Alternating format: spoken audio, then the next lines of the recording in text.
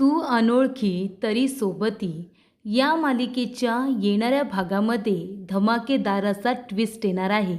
तर प्रेक्षकांनो, राजसी आणि सलील या दोघांचं कारस्थान अर्पिताच्या समोर येणार असतं.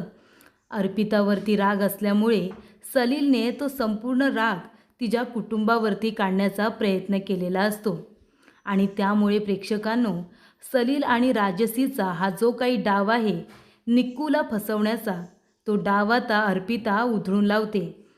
कारण या सर्व गोष्टी आता वेळीच अर्पिताच्या लक्षात येतात.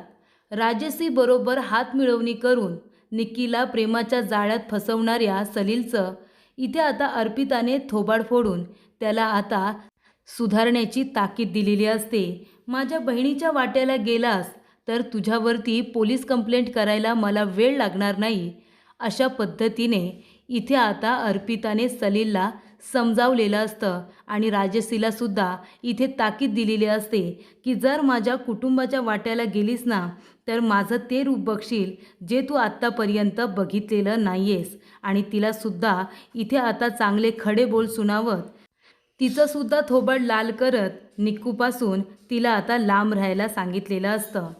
तर प्रेक्षकांनो, येणाऱ्या भागामध्ये कशा पद्धतीने या गोष्टी पुढे घडत जातात आपण सविस्तरपणे बघूया. प्रेक्षकांनो, आपण बघितलं इथे आता अर्पिताने 24 तासाच्या आतमध्ये कुटुंबाच्या पोट्यापाण्याची अगदी चांगली व्यवस्था सुरू केलेली असते. तिने इथे एक किचन क्लाउड सुरू केलेलं असतं होम शेफ या नावाने. त्यामुळे इथे आता समीरला बाहेर जाऊन नोकरी करायची गरज लागणार नाही. म्हणजे त्याला एखादी चांगली नोकरी लागली तरीसुद्धा तो नोकरीसाठी जाऊ शकतो. पण इथे आता घरामध्ये त्यांचा छोटासा का होईना पण स्वतःचा व्यवसाय सुरू झाल्यामुळे तो त्याच्यामध्ये सुद्धा अर्पिताला मदत करू शकतो. नाहीतर अर्पिता एकटी तर खंबीर आहेच आपलं हे छोटंसं होमशेफ चालवण्यासाठी. त्यामुळे इथे आता घरातील लोकांचा उदरनिर्वाह करण्यासाठी अर्पिताने दिलेली ही कल्पना खूपच जास्त समीरला आवडते आणि त्यांचं हे किचन क्लाउड सुरू होतं. त्याच्यामध्ये अडथळा निर्माण करण्याचा प्रयत्न इथे आता राजसीने केलेला असतो.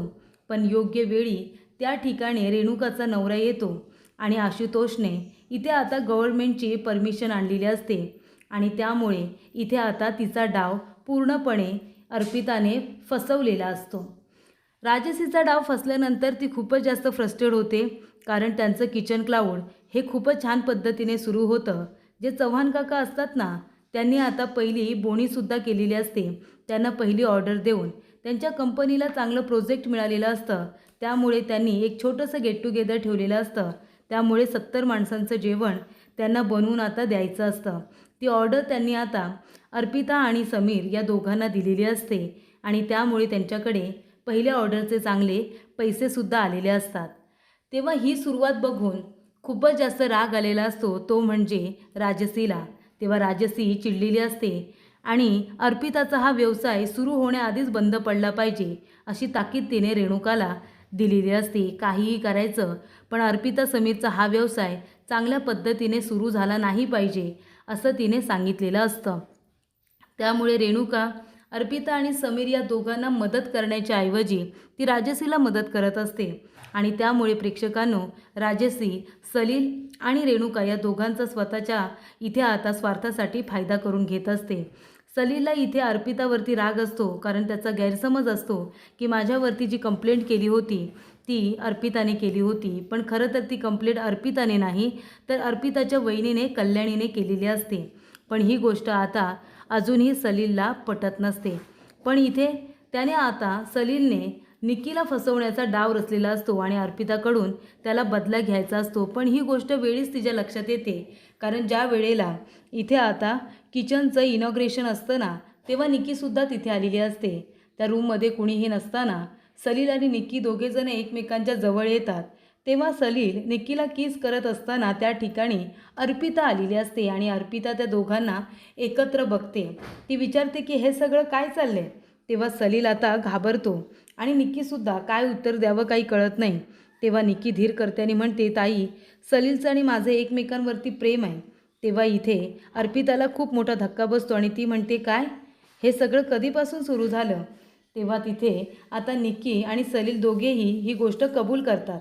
पण अर्पिता त्याला दुजोरा देत नाही. अर्पिता म्हणते, हे बघा, तुमच्यामध्ये जे काही असेल ते असेल, पण मी एकच गोष्ट तुम्हाला सांगेन, आपल्या कुटुंबामध्ये किती मतभेद आहेत हे तुम्हाला दोघांनासुद्धा माहिती आहे.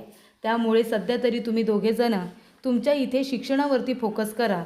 इथे सलीलला म्हणते, तू तुझ्या करिअरकडे लक्ष दे, आणि ती निक्कीला म्हणते, तू तुझ्या शिक्षणाकडे लक्ष दे, आणि हे जे काही सुरू आहे ते सध्या तरी थांबवा, आणि इथे तुम्ही आधी तुमच्या करिअरकडे लक्ष द्या. अशा पद्धतीने तिने अर्पिताने आपल्या बहिणीला निक्कीला आणि सलील या दोघांनासुद्धा समजावून सांगितलेलं असतं. या गोष्टी करायला तुमच्याकडे अजून खूप वेळ आहे, पण आधी तुम्ही तुमच्या करिअरकडे, अभ्यासाकडे लक्ष दिलं पाहिजे, असं मला मनापासून वाटतं. तेव्हा निक्कीला समजवल्यानंतर ती आपल्या बहिणीचं ऐकते आणि मग ती आता घरी निघून जाते. तेव्हा या गोष्टीचा विचार अर्पिताच्या मनामध्ये आलेला असतो. म्हणजे सलीलने जे काही केलेलं असतं ते जरीसुद्धा तो आता सुधारला असं म्हणालाय, पण तरीसुद्धा अर्पिताला एक बहीण म्हणून आपल्या बहिणीची काळजी वाटत असते, आणि अजूनही पूर्णपणे तिचा सलीलवरती विश्वास बसलाय असं सुद्धा नाही. आणि तेच होतं प्रेक्षकांनो, ही गोष्ट आता अर्पिताच्या नियतीने लक्षात आणून दिलेली असते. जेव्हा सलील आणि राजसी हे दोघेजणं बोलत असतात तेव्हा ते बोलणं अर्पिताच्या कानावरती पडलेलं असतं. तेव्हा सलील म्हणत असतो की राजसी, तू अजिबात काळजी करू नको गं, आता मी आहे ना तुझ्याबरोबर. आता मी त्यांच्या बिझनेसमध्ये आता इन्क्लूडसुद्धा झालेलो आहे, त्यामुळे त्यांच्याकडून कसा बदला घ्यायचा हे मला बरोबर माहिती आहे. ही अर्पिता, तिने माझ्यावरती केस केली होती ना, मला जेलमध्ये पाठवलं होतं, माझं आयुष्य नरक केलं होतं तिने. आता तिलासुद्धा मी त्या नरक यातना देणार आहे. तिचं तिच्या बहिणीवरती खूप नितांत प्रेम आहे ना, तेव्हा मी आता तिची विकनेस, तिची बहीण, तिलाच माझ्या नादाला लावले, अशी वाट लावून ठेवतो ना तिची. तर इथे अर्पिताला पूर्णपणे तिला तो अपमान लक्षात राहिला पाहिजे, आणि पुन्हा माझ्या वाट्याला जाण्याची तिने हिंमत केली नाही पाहिजे. अशा पद्धतीचा मी तिचा आता अपमान करणार आहे, तिच्या बहिणीला फसवून.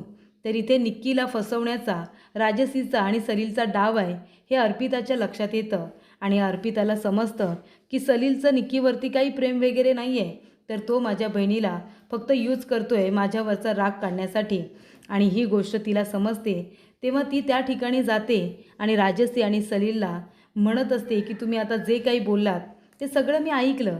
तेव्हा सलील काही बोलायला जाणार तेवढ्यातच इथे अर्पिता त्याच्या जोरदार थोबाडीत देते आणि म्हणत असते की सलील, तुझ्याकडून ही अपेक्षा नव्हती.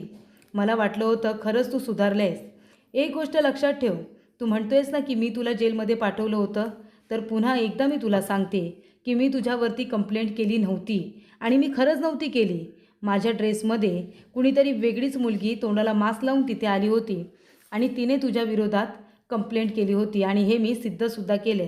पण तरीसुद्धा तुला माझ्यावरचा राग माझ्या बहिणीवरती काढायचा असेल ना, तर ते मी होऊ देणार नाही. तू जर माझ्या बहिणीच्या वाट्याला गेलास तर माझ्यापेक्षा वाईट कुणीही नसेल.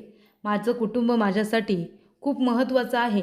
तू मला त्रास दिलास ना, तर मी तो सहन करेन, पण माझ्या कुटुंबाच्या किंवा माझ्या बहिणीच्या किंवा माझ्या वडिलांच्या वाट्याला गेलास तर मी ते सहन करणार नाही. तेव्हा मी खरोखर तुझ्या नावाने कंप्लेंट केली नव्हती, पण जर माझ्या बहिणीला तू इथे ब्रेक करण्याचा प्रयत्न केलास तर मी तुझ्या नावावरती कंप्लेंट करायला मागे पुढे बघणार नाही. मी विसरून जाईन की तू समीरचा भाव आहेस. या राजसीच्या नादाला लागून तू जर माझ्या हसणाऱ्या खेळणाऱ्या बहिणीचं आयुष्य उद्ध्वस्त केलंस ना, तर माझ्यापेक्षा वाईट तुला दुसरी कुणीही भेटणार नाही. अशा पद्धतीने अर्पिताने सलीलला आता खडे बोल सुनावलेले असतात. त्याचं थोबाडसुद्धा फोडलेलं असतं, आणि ती म्हणते की राजसी, जर तू माझ्या कुटुंबाच्या इथे एका मेंबरला स्वतःच्या फायद्यासाठी त्यांचा यूज करून घेतलास आणि माझ्या माहेरच्या कुटुंबाला त्रास देण्याचा प्रयत्न केलास ना, तर एक गोष्ट लक्षात ठेव, तू माझं असं रूप बघशील ना ते याआधी कधीच बघितलेलं नाही आहेस. मी इथे लोकांवरती प्रेम करणारी, त्यांना आउट ऑफ द वे जाऊन मदत करणारी अर्पिता तर तू बघितलीस. आपल्या कुटुंबाला, आपल्या नवऱ्याला इथे खंबीरपणे साथ देणारी अर्पिता बघितलीस. पण जर कुणी माझ्या माहेरच्या लोकांच्या वाट्याला जाईल तर तू वेगळीच अर्पिता बघशील, असं तिने राजसीला आता उत्तर दिलेलं असतं. तेव्हा राजसी तिचा शहाणपणा काढायला जात असते. तेव्हा इथे तिच्यासुद्धा थोबाडीत लगावून माझ्या बहिणीला जर तू फसवण्याचा प्रयत्न केलास ना, तिला थोडा जरी त्रास दिलास तरीसुद्धा मी तुला सोडणार नाही, असं म्हणत इथे अर्पिताने आता सलील आणि राजसी या दोघांचे सुद्धा गाल लाल केलेलं असतात. कारण तिला कळलेलं असतं की माझ्यावरचा राग माझ्या कुटुंबावरती निघतोय, माझ्या बहिणीवरती निघतोय. त्यांची या सगळ्यामध्ये काडी मात्र काहीही चूक नाही आहे. तेव्हा सलील, यापुढे माझ्या बहिणीच्या वाटेला गेलास, तिच्या आजूबाजूला तरी फिरकलास ना, तरी माझ्यापेक्षा वाईट कुणीही नसेल. सलीलचा निक्कीला फसवण्याचा हा डाव आता योग्य वेळी लक्षात आल्यामुळे इथे आता लगेचच अर्पिता निक्कीला फोन करते आणि तिला आता म्हणते की उद्याच्या उद्या मला तुला भेटायचं आहे. तेव्हा इथे सलील घाबरतो. आपला प्लॅन आता हिच्या लक्षात आला. समीरला सांगते की काय? तेव्हा ती म्हणते की तू जे काही वागलंयस ना, हे मी समीरला आता सांगणार आहे. तेव्हा समीर घाबरतो आणि म्हणत असतो की वहिनी असं काही करू नकोस, दादाला कळलं तर दादा मला मारेल, प्लीज असं काही करू नकोस. ती म्हणत असते की का? भीती वाटते ना? मग कामच असं कशाला करायचं की आपल्या कुटुंबाला कळलं तर आपल्याला मार पडेल? सांग ना, काय गरज होती हे सगळं करायची सलील? मला तर वाटलं होतं तू सुधारलं आहेस, पण एक गोष्ट लक्षात ठेव, मी तुझ्या दादाला काही नाही सांगणार जा. पण जर पुन्हा असं वागण्याचा प्रयत्न केलास ना, तर मी समीरला तर सांगेनच, पण तुझ्या विरोधामध्ये पोलीस कंप्लेंटसुद्धा करेन. मानहानीचा तुझ्यावरती गुन्हा दाखल करेन, कळलं का? तेव्हा इथे आता सलीलची अक्कल ठिकाणावरती आणल्यानंतर अर्पिताने ठरल्याप्रमाणे निक्कीला भेटायला बोलावलेलं असतं आणि निक्की भेटायला आल्यानंतर तिने आता सलीलचा आणि राजसीचा संपूर्ण प्लॅन तिला समजावून सांगितलेला असतो. तेव्हा अशा पद्धतीने तिने आपल्या बहिणीचं आयुष्य उद्ध्वस्त होण्यापासून वाचवलेलं असतं. सलीलचं कारस्थान समजल्यानंतर तिला आधी तर वाईट वाटतं, पण ती स्वतःला सावरते आणि म्हणते, बरं झालं ताई, योग्य वेळी तुला सलीलचा प्लॅन लक्षात आला, नाहीतर काय झालं असतं अनर्थ ते आपल्याला कळलंसुद्धा नसतं. त्यामुळे आता मी सलीलशी बोलणार नाही, त्याच्या कुठल्याही बोलण्यावरती मी विश्वास ठेवणार नाही, अशा पद्धतीचं प्रॉमिस इथे आता अर्पिताला निक्कीने केलेलं असतं. आणि अशा पद्धतीने एक मोठी बहीण म्हणून आपलं कर्तव्य पूर्ण करत तिने आपल्या छोट्या बहिणीचं आयुष्य उद्ध्वस्त होण्यापासून वाचवत सलीलपासून दूर राहायचं असं अर्पिताने इथे आता निक्कीला समजावून सांगितलेलं असतं.